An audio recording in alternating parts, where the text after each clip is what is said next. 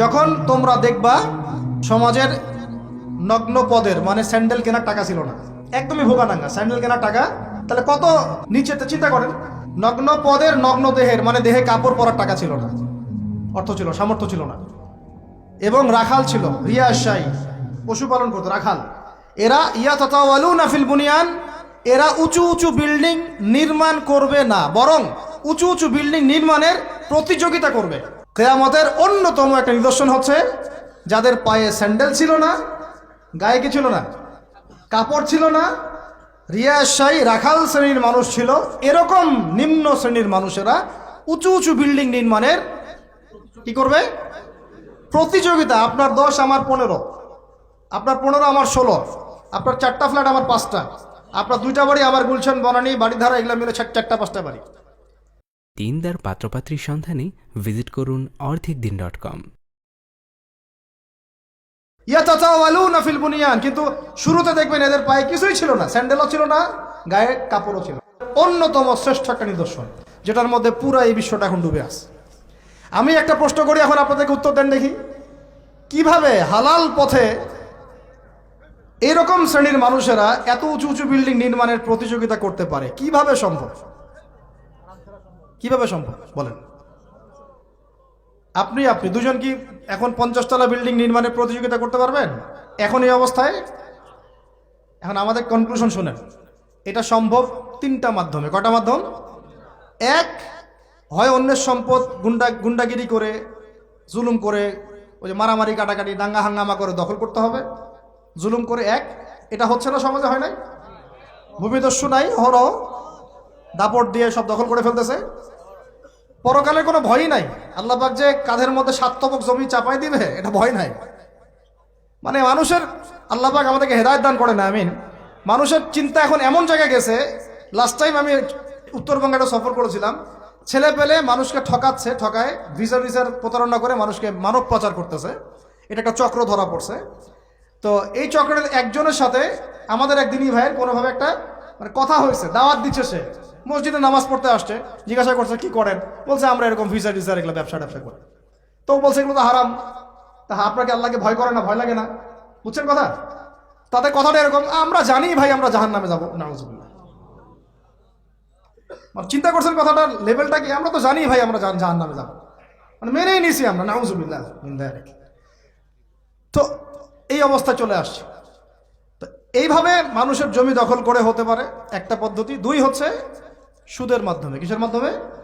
সুদের মাধ্যমে। এটা হচ্ছে একদম জাজল্যমান একটা মিসাল হতে পারে এই যুগের জন্য। এর মধ্য দিয়ে প্রত্যেকটা বড় বড় বিল্ডিং এর পিছনের ইটের পিছনে প্লাস্টারের পিছনে একেবারে রডের পিছনে সুদ আছে আর সুদ আছে। এমনকি আমি ধরেন যে একটা জায়গায় ভাড়া থাকি, ফ্ল্যাট নিয়ে একটা ভাড়া থাকি, ওই ভাড়া তো আমাকে দিতে হচ্ছে না, ওই ভাড়া হয়তো দেখা যাবে ফ্ল্যাট মালিকরা যারা আছে ওরা নিয়ে ওদের সুদের লোন শোধ করতেছে। এটা সেই যুগ হয়ে গেল যে আমি সুদ থেকে বাঁচতে চাচ্ছি, কিন্তু কোনো না কোনোভাবে আমিও জড়াই যাচ্ছি। বুঝাতে পারতেছি না মনে হয়। আপনি খাচ্ছেন না, কিন্তু আপনাকে আপনার রিজিককে পুঁজি করে আপনি সমর্থন করতেছেন, বা আপনাকে করতে হচ্ছে, বাধ্য হয়ে যাচ্ছেন আপনি। আর একটা ওয়ে হতে পারে, সেটা হলো, একটা কি হতে পারে বলেন? আমি তো একটা বলে দিলাম, একটা বললাম অন্যায় দুর্নীতির মাধ্যমে, একটা হচ্ছে কি সুদের মাধ্যমে, একটা হচ্ছে জুলুমের মাধ্যমে। কিসের মাধ্যমে? জুলুমের মাধ্যমে অন্যের সম্পদ আত্মসাৎ করে উঁচু উঁচু বিল্ডিং নির্মাণ করা সম্ভব। তাহলে এখন আমাকে বলেন, এই পুরো সিচুয়েশনের মধ্যে আমরা পড়ে আসি না নাই? তাহলে আমরা কি আমাদের একটু মানে রমজান মাসে নিজেদের নিয়ে ফিকির করা উচিত না, যে আমরা যে পরিস্থিতির মধ্যে আছি এটাকে বোঝার চেষ্টা করা উচিত। এরপরে যে পাপগুলো চারপাশে চলতেছে এগুলোতে ভয় পাওয়া উচিত।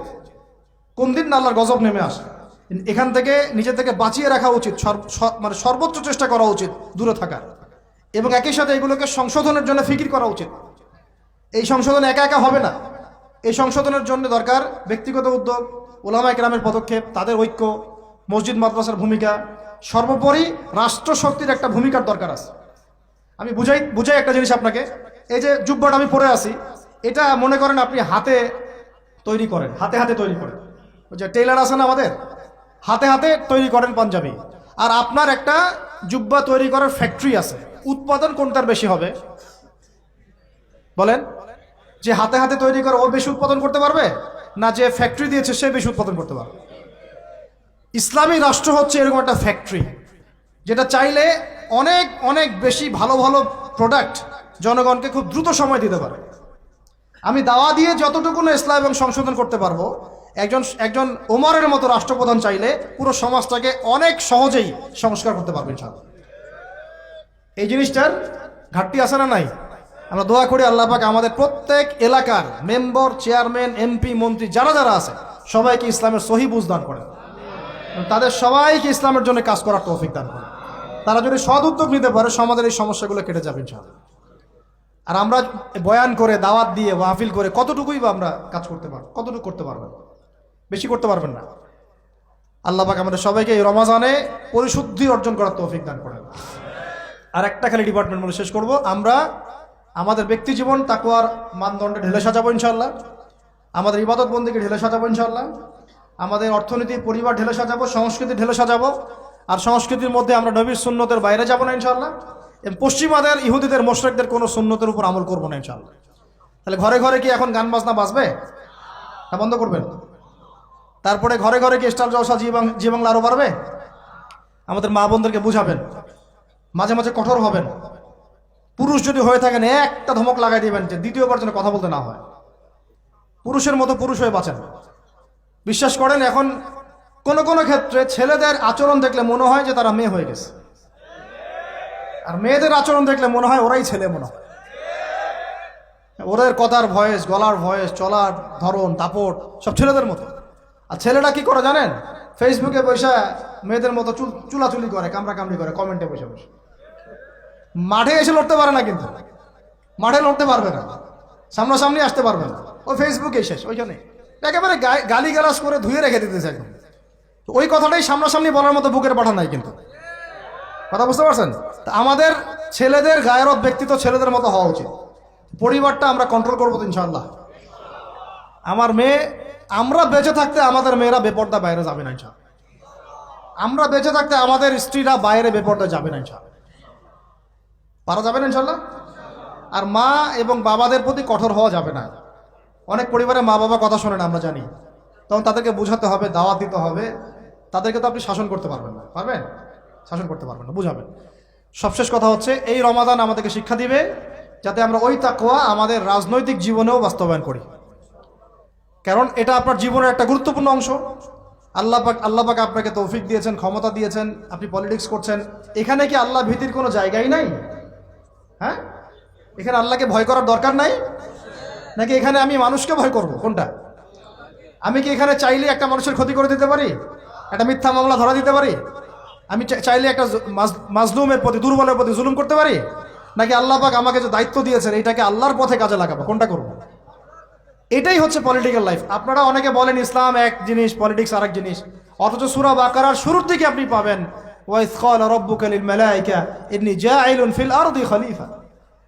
আদম আলাইহিস সালামকে আল্লাহ পাক দুনিয়াতে পাঠিয়েছেন আল্লাহর কি হিসেবে? খলিফা হিসেবে। খলিফা কে? যে আল্লাহর খেলাফা বাস্তবায়ন করে সে।